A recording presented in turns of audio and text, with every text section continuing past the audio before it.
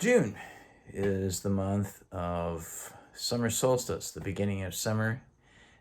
It's also the month of Father's Day, and it's also a couple of renewal days, or I like to say, one more year around the sun, birthdays, in other words, of two of my favorite musicians,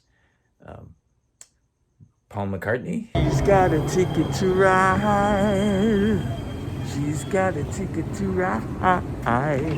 And Brian Wilson. Everybody's gone surfing, surfing USA. So this is a little blog paying tribute to the birthday guys in June, Paul and Brian. Did you say you met Brian Wilson? Speaking of rock gods. Yes, I was a media Wow. ambassador for a UN peace program called Adopt-A-Minefield, and that's how I met Paul McCartney also, and I met Jeff Lynne, the Electrolyte Orchestra producer, Traveling Wilburys, all of that. Oh, wow. And but I met Brian because he was Paul McCartney's special guest. What it was a benefit for Adopt-A-Minefield, and I went just kind of as this was part of like a massive like demining program that the UN was involved in at the time. Like this would have been in the 90s, or well, this was in the 2000s. Early 2000s. It was a program though that they had I don't know what you call it, charter or whatever, for 10 years from 1999 to 2009, and I connected with it in 2002. I was looking actually for some information about a Paul McCartney tour because I wanted to take my brother for his birthday because we're big Beatle fans, and when I went to Paul's website, I found this link, and I had already had a rock band in the Indianapolis area at that point, and I was doing local charities and things like that, and I thought, I really want to do something on a larger scale because the community was really paying attention to me. I was getting a lot of gigs. I was on television there locally, with my band. And so people were paying attention, right? And it wasn't for me. I thought I need to take advantage of this opportunity, right? To do something bigger than local, to still continue to do local charity, but do something bigger, right? So what I did is I reached out to them and I said, I'm really excited about this benefit concert that you have in LA that I saw on Paul McCartney's website. They reached out to me and when I said I'm going to go to the event, I went to a gala event here in LA because I would still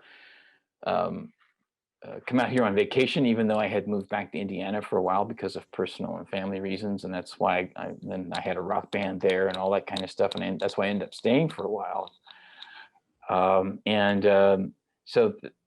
I did local events, with them, in clubs. And, I was probably one of the few people that actually had, an event like in a nightclub, with bands and things like that to help raise money and awareness. And they even sent somebody from the State Department to come and speak, which was pretty amazing. The whole experience just was mind-boggling, to me. I felt so honored. And then they asked me to, how would you like to be in the press corps? So the second year I went, I was in the press corps, like the Hollywood press corps.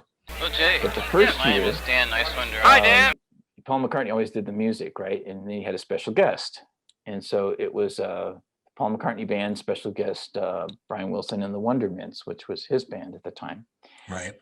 And so there I am. I'm in the cocktail VIP area, and I said hi to him, right? And then he comes up to me then a few minutes later and just starts talking to me. And so I talked to him about music, and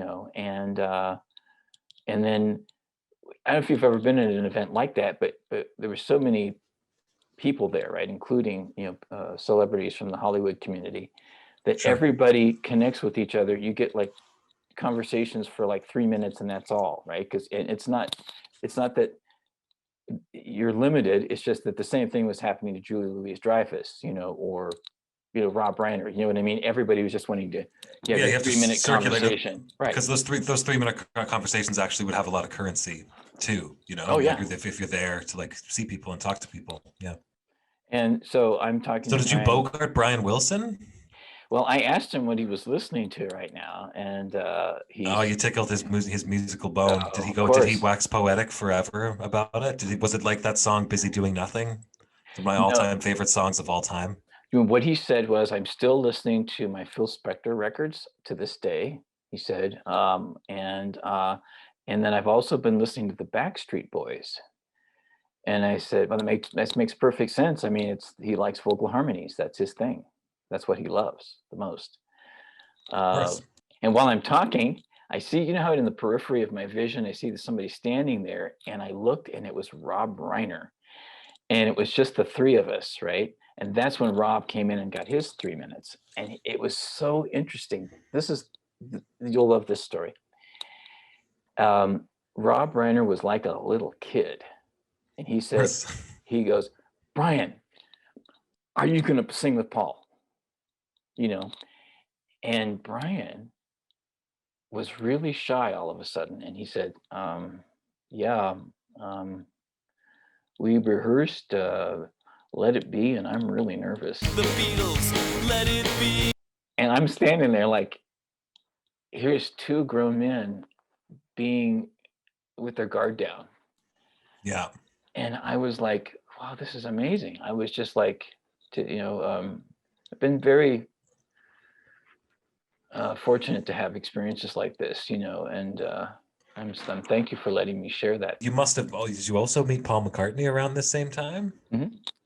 So what was Yeah. that like? Like, what was it like to meet Paul McCartney? Like, what was the circumstance? Was it like? Did you get the 3 minute chat with him before Rob Reiner came and asked him, are No, you gonna sing with Brian?" no, actually, I should have met him 3 times, but at that same wine and cheese opening reception, he and Heather, his wife at that time, walked through. They were going to go to the VIP room, and they walked through to say hi to people. So I did get to meet him in the Hollywood Press Corps the next year. And I had the only other person in my life other than Freddie Mercury where I had that frozen moment. But I did say hi to him. And he said, "How are you?" And I said, "Hi, Paul." I froze. I didn't know what to, and I could have asked him a question. I would have fallen onto the ground in terror. But you know what? The next time I got a chance to see him was 2 years later, because I went to 4 of the events, 4 years in a row. I was a media ambassador for this for Adopt-A-Minefield, and I did the year that Tony Bennett was there. He was walking to the press area, and I said, "I'm going to go say hi to Paul and shake his hand and look him in the eye," and I did. So he was busy, obviously, getting to the press corps. So I said, "Hello, Paul," and looked into his eye and shook his hand, you know. And so, yeah, I wish I could have talked to him. I could have asked him a question or two. But when I was in the press corps, I'd never done anything like that in my life. And I was standing next to this young lady, this beautiful young lady from ITN in England. Okay. And I told her I didn't know what ITN was, and she said, "Well, like in your country, you have CBS, NBC, and ABC." Say, "Well, we have a similar kind of thing in the UK. We have BBC One, BBC Two, and ITN." And so I am a reporter for ITN, and I am doing a segment with Paul for the equivalent of what you would call your Good Morning America show on ABC. And so she said, "And he will definitely stop and talk to me. He won't be able to talk to everybody in the line here. There's too many of us. He will stop and talk to me because he knows me, and this has kind of been pre-arranged or something." And says, "And I see you have a handheld recorder. You're welcome to record this interview, and you own it. Use it for whatever you want." So I still Oh, have nice. that interview. Oh, cool. So somewhere, I have so many different formats of stuff. It's crazy. But yeah, that was a great experience. I got to write about it. I was a featured writer in their 2004 newsletter. So it was a wonderful experience. God only knows what I'd be without you.